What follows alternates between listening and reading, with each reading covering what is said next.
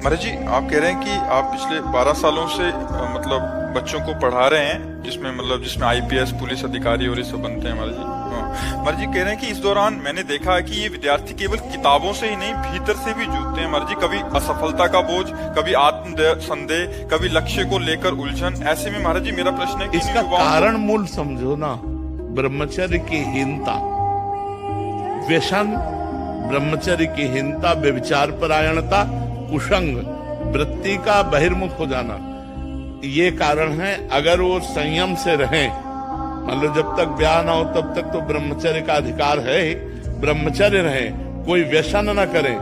अगर हमारे ब्रह्मचर्य है तो हमारे अंदर तेज है, हमारे अंदर स्मृति है, हमारे अंदर जूझने की ताकत है, हर विपत्ति से लड़ने की ताकत है।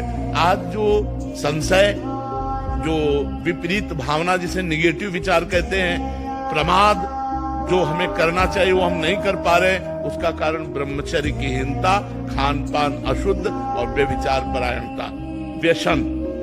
अगर इन पर ध्यान दिया जाए तो फिर उन्नति स्वाभाविक है, और विश्वास दृढ़ और पॉजिटिव चिंतन, ये हमारे लिए जो आवश्यक जीवन के लिए वो आ जाए।